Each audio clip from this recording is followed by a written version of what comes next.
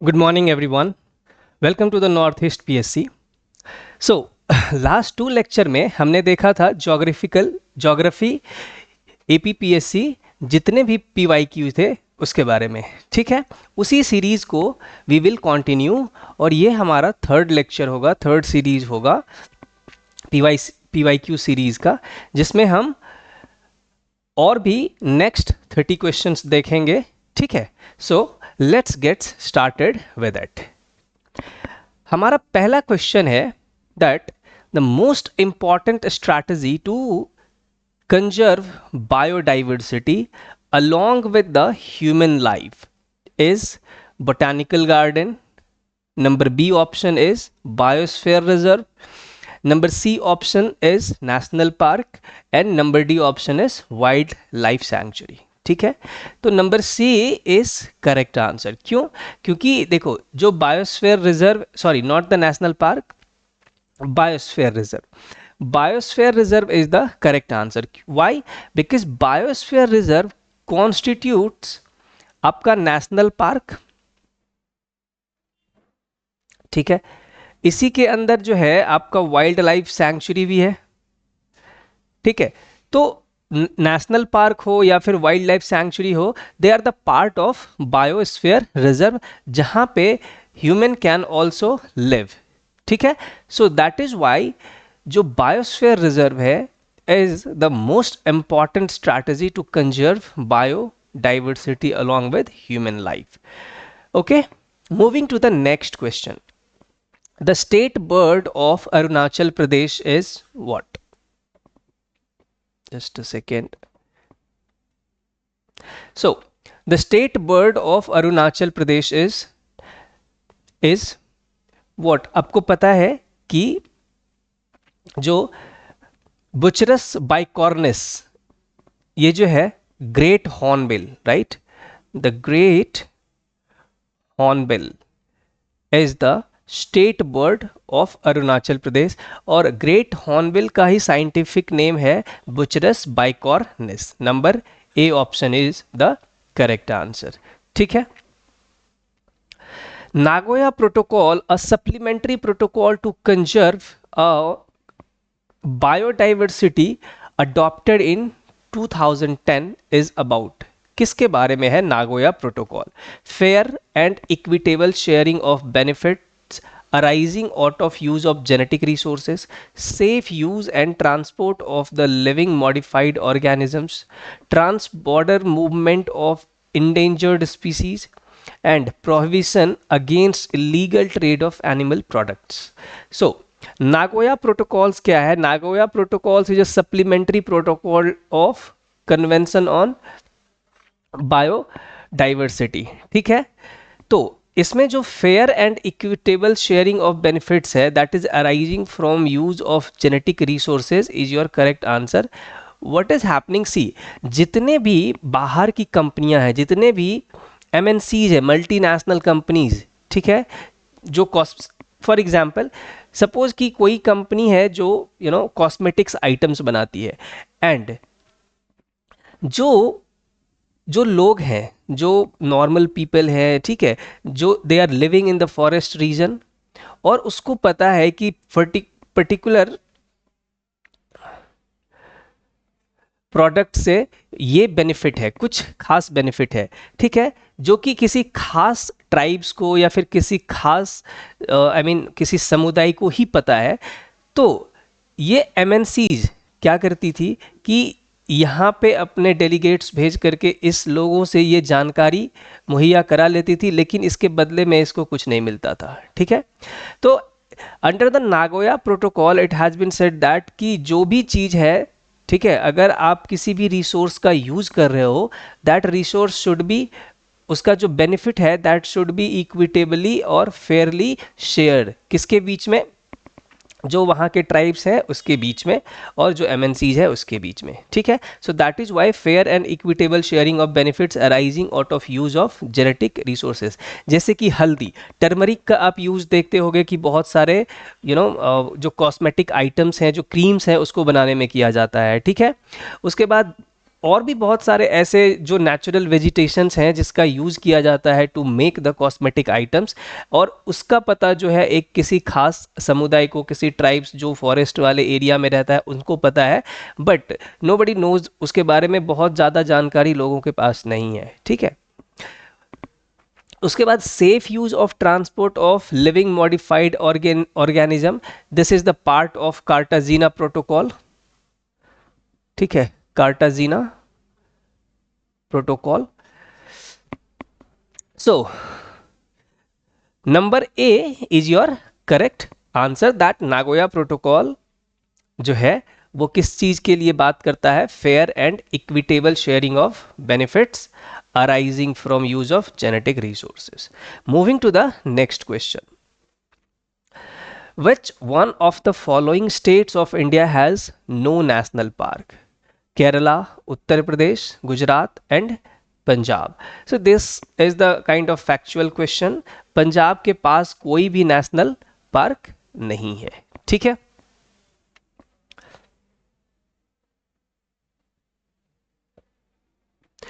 Next question is which of the following are the functions of an ecosystem? The flow of energy, ठीक है, the biochemical cycling of nutrients, ठीक है, photosynthesis, transpiration. See, the flow of energy is the function of ecosystem. जो producer है, producer कौन है, that is आपका plant. ठीक है, प्लांट्स यूजिंग सनलाइट, ठीक है, ये अपना फूड खुद ही बनाता है, एंड इस प्लांट को जो जैसे कि डियर है, ठीक है, डियर डिपेंड्स ऑन प्लांट। उसके बाद जो टाइगर है, ठीक है, टाइगर डिपेंड्स ऑन किसके ऊपर, डियर के ऊपर। तो यहां पे क्या हो रहा है कि जो एनर्जी है उसका फ्लो हो रहा है एक ट्रॉपिक लेवल से दूसरे ट्रॉपिक लेवल पे। प्लांट जो है आपका क्या है, प्रोड्यूसर। अब जब प्लांट, बिकॉज इट इज ऑटोट्रॉफिक्स, ये अपना फूड खुद ही जनरेट करता है, डियर विल ईट इट और इट विल, उसके पास क्या होगा, एनर्जी आएगा। ठीक है, तो मतलब प्लांट का एनर्जी ट्रांसफर होके गया कहाँ पे, डियर के पास। अब डियर के पास जो भी एनर्जी है उसको टाइगर क्या करेगा, खाएगा, और टाइगर के पास वो एनर्जी ट्रांसफर होगा। So flow of energy is the part of an ecosystem. उसके बाद है the biochemical cycling of nutrients. Yes, this is also a part of आपका किसका, इकोसिस्टम का। कैसे, यू कैन से कि 78% जो नाइट्रोजन है that is present in the atmosphere, but we don't use that much, और 78% जो नाइट्रोजन है आपके एटमॉस्फेयर में उसको हम डायरेक्टली यूज नहीं करते हैं। ठीक है, बीच में क्या है, नाइट्रोजन साइकिल, नाइट्रोजन साइकिल, उसी तरीके से फॉस्फोरस साइकिल, उसी तरीके से सल्फर साइकिल, उसी तरीके से कार्बन साइकिल, ऑक्सीजन साइकिल। ठीक है, तो the biochemical cycling of nutrients is also an a function of क्या, ecosystem. Number 2 is correct. Photosynthesis, no, photosynthesis is not a part of ecosystem, and transpiration is also not a part of ecosystem. So A and 1 and 2 is your correct option. Number C, right? Number C is your correct option. The features, aerial roots, salt tolerance and viviparous reproduction are common among which of the following type of forest? Thorny forest, deciduous forest, mangrove forest, coniferous forest. The correct option is option number C.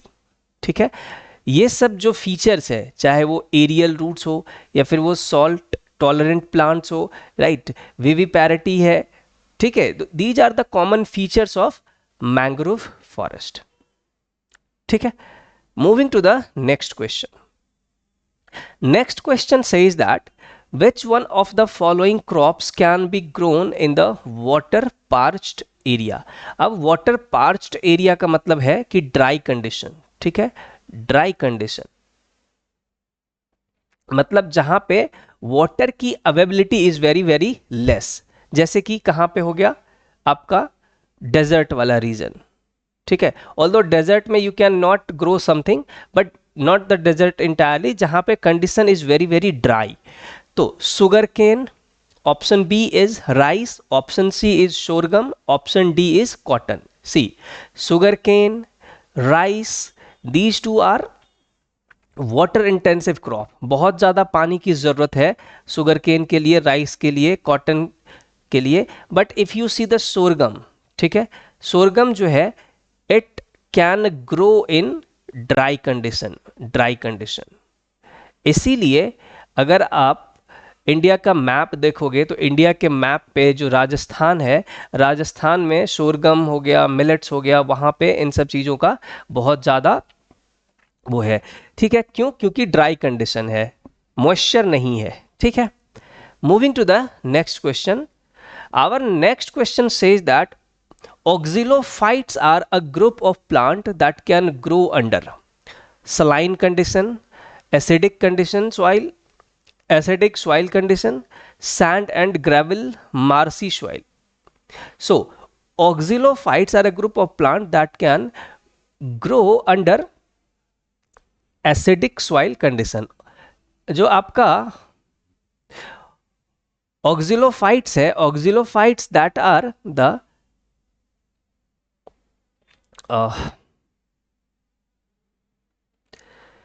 Acidic soil loving plants, ठीक है। जो saline soil condition में जो plant grow करता है उसको हम क्या कहते हैं? हैलोफाइट्स, ठीक है। और जो ड्राई कंडीशन में होता है उसको वी से जेरोफाइट।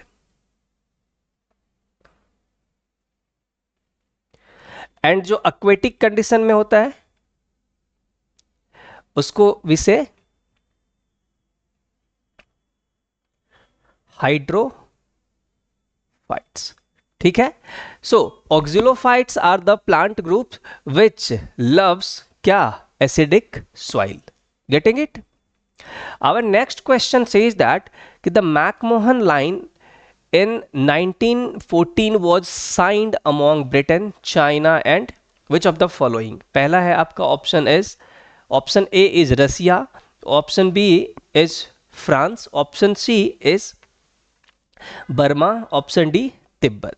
तो option D would be your correct answer. McMahon line in 1914 was signed among Britain, China and Tibet. Okay.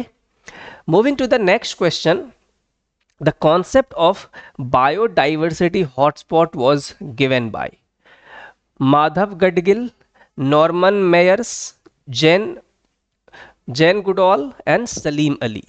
So the option number B is the correct answer. Norman Mayers in 1988 gave the concept of biodiversity hotspot. Okay. Next question. Next question says that based on global warming potential index developed by the IPCC, which one of the following is the most potent greenhouse gas? सबसे potent green house gas कौन सा है इन सब जो आपके given option है उसमें से? तो option A carbon dioxide, option B methane, option C nitrous oxide, option D sulphur hexafluoride. ठीक है, this is carbon dioxide, methane, nitrous oxide and sulphur SF6, that is sulphur hexafluoride. See sulphur hexafluoride जो है सबसे potent green house gas है। अगर if suppose कि if you are considering carbon dioxide as a base कि as a potential as a potential warming effect,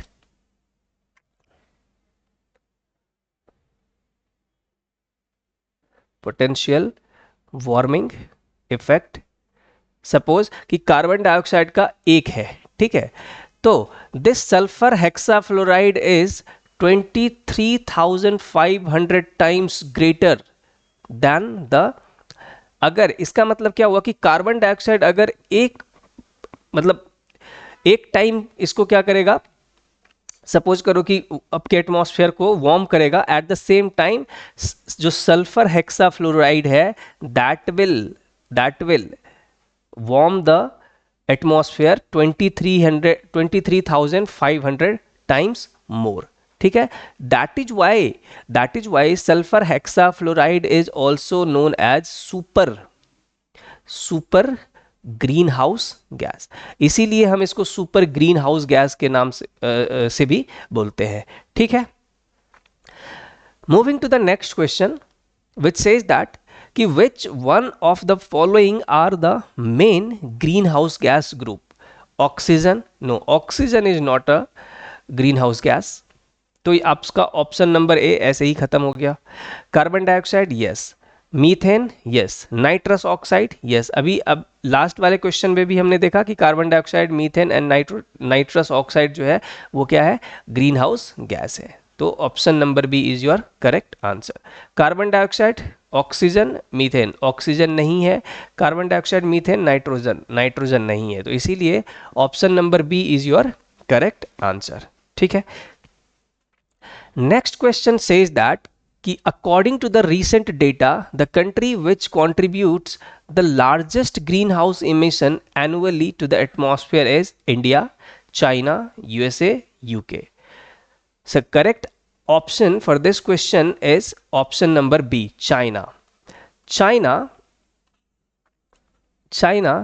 is the largest greenhouse gas emitters in the world, followed by USA. if you see the China का economic activities, ठीक है, तो China का economic activities is so high and to support the economic activities power is required. ठीक है, अब वो power कहाँ से आएगा, ठीक, thermal power plant, because we don't have such kind of technology so that we can generate जो कि हमारा रीन्यूएबल एनर्जी है। ठीक है, so that is why most of the country are heavily dependent on thermal power plant, and that is why if you see the China's ka economic activity is very much supported by thermal power plant, and that is why China is the largest greenhouse emitter in the world, followed by USA. ठीक है, next question says that a United Nation resolution in September 2015 adopted the 2030 Agenda for Sustainable Development, adopting a plan of action for people, planet and prosperity anchored with sustainable goals. 10 sustainable goals, 15 sustainable goals, 17 sustainable goals, 30 sustainable goals. So correct option is C. There are 17 sustainable development goals. ठीक है, in the last series we've discussed कि what is sustainable development goal. sustainable development का मतलब क्या होता है कि meeting the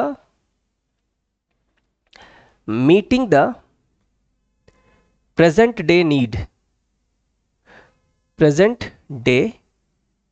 need without compromising the need or demand of the future generation. ठीक है, and this definition of sustainable development was given by Brundtland report. ठीक है, next question says that कि consider the following pairs. एक में cyclones के नाम दिए हुए हैं एंड दूसरे साइड में आपका रीजन दिया गया है कि कहाँ पे साइक्लोन्स जो हैं वो डेवलप होते हैं। तो typhoon develops in China sea, yes, China sea ये रीजन है आपका जहाँ पे टाइफून्स डेवलप होता है, along the coast of China, Japan, etc. Hurricanes developed near the coast of Caribbean island, yes, this is also correct. Tornadoes in USA, yes, this is also correct. Willy Willy, Australia. These are the names of cyclones. Cyclones are the common name और उसके जो है बहुत सारे types है। Suppose अगर ये Pacific oceans में है तो उसका नाम अलग है, अगर वो इंडियन ओशंस में है तो हम उसको साइक्लोन्स कहते हैं। ठीक है, अटलांटिक में है तो हम उसको हरिकेन्स कहते हैं। ठीक है, so all of these are true. 1 2, 3 and 4. All of these are true. Consider the following pairs. एक तरफ आपका नेशनल वाटरवेज दिया है और दूसरे तरफ ये दिया है कि नेशनल वाटरवेज जो है वो part of which river system. ठीक है, नेशनल वाटरवेज जो है दैट इज द, जिस तरीके से आपका नेशनल हाईवे है ऑन द लैंड, ठीक है, उसी तरीके से नेशनल वाटर होता है on river for navigation purpose. ठीक है, तो national water way 1, this is the part of Ganga Bhagirathi Hooghly river system. Yes, national waterway जो है वो गंगा भागीरथी हुगली रिवर सिस्टम का पार्ट है. National waterway 2 is the part of Brahmaputra river system. Yes, national waterway 3 is a part of Krishna river. No, Krishna river जो है वो national waterway 4 जो है that is the part of Krishna river. So which one of the following pairs above is are correctly matched? 2 and 3 no, 3 no, 1 2 and 3 no, 1 and 2. So option number D is your correct answer. So next question says that consider the following statements with regard to Daviscian model of geographical cycle. अब I don't know why such questions are being asked in the prelims examination, because this model is पूरा का पूरा core optional वाला part.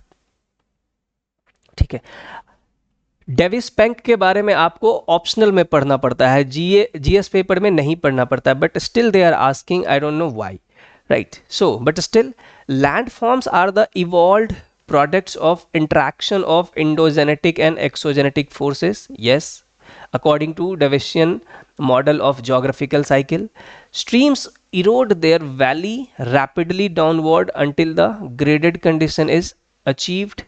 Yes, there is a short period rapid rate of upliftment in land mass. Yes, so all of the statement are true. Which of the following pair are correct? So option number C, 1 2 and 3 are correct.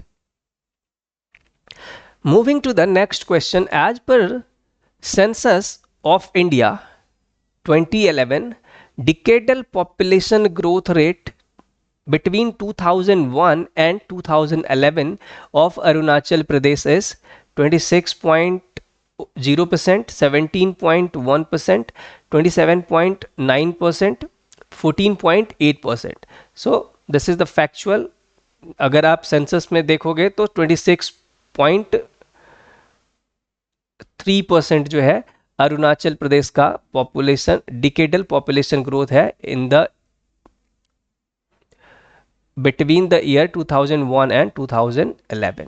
ठीक है, next question says that कि which one of the following is the minor industrial region of India? Bangalore Tamil Nadu region, Gurugram Delhi Meerut region, Bilaspur Korba region, and option D is Chota Nagpur region. So Bangalore Tamil Nadu region is not the minor industrial, rather major industrial region of India. Gurgaon Delhi Meerut region is also a major industrial region of India. Bilaspur Korba region is, yes, Bilaspur Korba region is the minor industrial region, and Chota Nagpur region is your again major industrial region of India. ठीक है, moving to the next question. Next question says that consider the following pairs about local storm of hot weather season of India. ठीक है, mango shower कहाँ पे है? Kerala and coastal area of Karnataka. Yes, mango shower जो है this is also known as pre monsoon shower. ठीक है, pre monsoon shower, and which is responsible for ripening of early mango in the Kerala and coastal Karnataka. Nor'wester is in the Bengal and Assam के region. Yes, this is the आपका Bengal and Assam में nor'wester कहते हैं, जो आप thunder storm देखते हो, ठीक है, थंडर स्टॉर्म, थंडर स्टॉर्म, और इसको हिंदी में कहते हैं आंधी, ठीक है।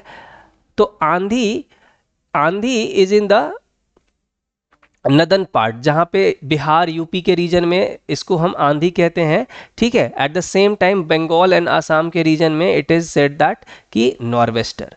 Bardoli Chheerha, Bardoli Chheerha is not in the Maharashtra, Bardoli Chheerha is in the Assam, ठीक है। And blossom shower, blossom shower is Kerala, yes. Blossom shower जो है that is for what, that is for you know blossoming the coffee plants, तो that is why Kerala. So which of the pairs given above are correct? 1, 2 and 4, 1, 2 and 4, 1, 2 and 4. Option number C is the correct answer. Moving to the next question, according to the Köppen's climate classification regions, which of the following describes northeastern India? AMW, E, AW, CWG. So CWG is the correct answer.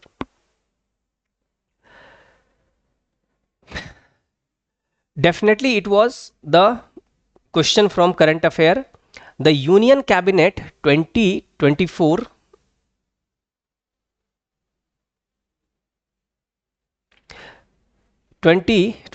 has recently approved the development of National Maritime Heritage Complex, that is NHMC, in which of the following state? Odisha, Tamil Nadu, Kerala, Gujarat. So Kerala is the correct answer, जहां पे क्या establish होना है? National mission for heritage complex और national maritime heritage complex, ठीक है। Moving to the next question, match the following Ramsar sites of north east India states. एक side में आपका रामसार साइट्स है, दूसरे साइड में आपका स्टेट्स है, you have to match it. So Deepor Beel, Deepor Beel कहां पे है? In Assam. Rudra Sagar lake, Rudra Sagar lake is in Tripura. अगर आपको ये दो पता नहीं भी है तो यू कैन चेक ऑप्शन कि ए नंबर का जो है 2 होना चाहिए, 1 2, yes. So A would be your correct answer. आप मिला सकते हो 2 का 1 अगेन। पाला लेक इज इन मिजोरम, 3 का 4, and Loktak lake is in Manipur, so 4। So option number 1 और option number A is your correct answer. So in such type of question if you have, अगर आपको सारा का सारा इंफॉर्मेशन नहीं भी पता है देन ठीक है, you can also use the elimination method and you can reach to the correct answer, ठीक है। Moving to the next question which says that कि which one of the following passes is not in Arunachal Pradesh? Not in Arunachal Pradesh. Bumla, yes, Bumla is in Arunachal Pradesh. उसके बाद है Darma La, no, Darma La is not in Arunachal Pradesh, rather Uttarakhand, ठीक है। उसके बाद Bomdila, yes, Bomdila is in Arunachal Pradesh. And उसके बाद है Yonggyap La, Yonggyap La is also in Arunachal Pradesh. So option B is the correct answer, that is Darma La, और दारमाला कहां पे है? उत्तराखंड में। उसके बाद next question which says that international day for preservation of ozone layer is observed on 14th of September, 26th of September, option number C 10th of September, option number D 16th of September, ठीक है। तो 16th of September को जो है international day for preservation of ozone layer is observed. Why? To commemorate the Montreal Protocol, Montreal Protocol, which talks about preserving or protecting protecting the ozone layers. ठीक है। So next question, bioremediation using fungi is known as what? Mycoremediation, phycoremediation, phytoremediation और entomoremediation. See, so bioremediation using fungi is known as mycoremediation. Bioremediation using algae is known as phycoremediation. Bioremediation using plant is known as phytoremediation, and bioremediation using insects is known as entomoremediation. ठीक है। बायोरिमेडिएशन means what? बायोरिमेडिएशन का मतलब क्या होता है कि suppose this is the ocean surface और यहां पे patches of garbage are there. ठीक है। सो with the help of bacteria, with the help of living organism, you can solve the problem of pollution from particular places. कहीं पे oil spill हो गया, ठीक है, तो you can use the bioremediation का मेथड टू जो ऑयल स्पिल हुआ है उसको हटाने के लिए from the sea surface. Getting it? Next question says that which of the following soil horizon is present in the soil of forest but absent in the cultivated fields? O horizon, A horizon, B horizon and C horizon. Option number A is the correct answer because जो O horizon है आपका, जब हम soil करेंगे तो वहां पे we will talk about all the horizons. ठीक है। ये जो ओ होराइजन है that is the top most part of the layer, top most part of the soil. ठीक है। अब देखो ये जो ओ होराइजन है जहां पे यू विल सी कि जो फॉरेस्ट वाला पार्ट है वहां पे बहुत सारे ह्यूमस हैं। क्यों है?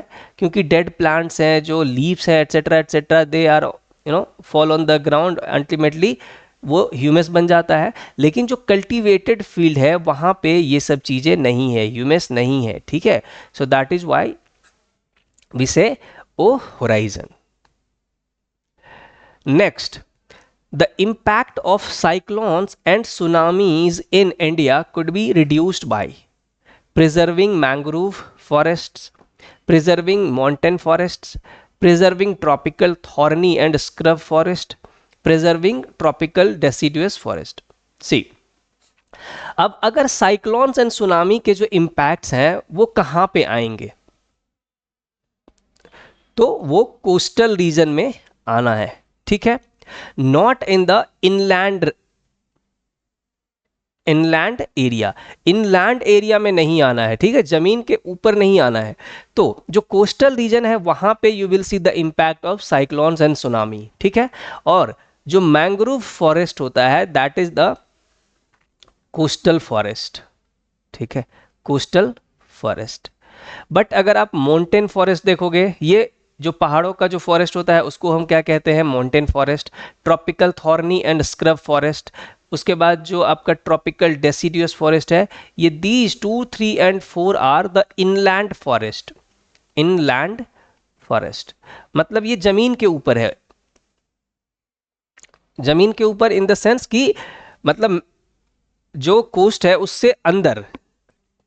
तो दैट इज व्हाई आपका ऑप्शन नंबर यहां पे ए जो है करेक्ट है। आपको सेलेक्ट करना है करेक्ट आंसर, तो क्या हो जाएगा? Option A, that is 1 only is your correct answer. ठीक है।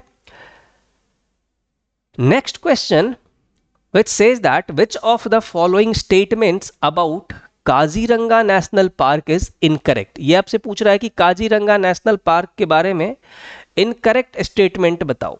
ठीक है।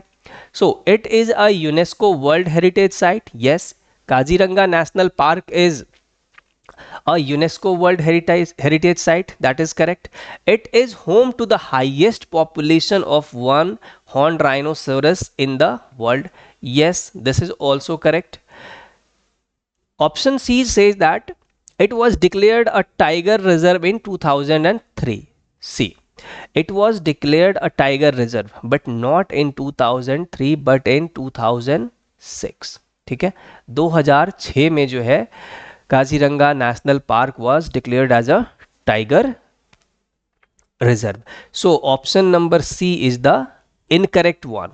तो अब इसमें अगर आप देखोगे आपका आंसर क्या होगा, ऑप्शन नंबर सी.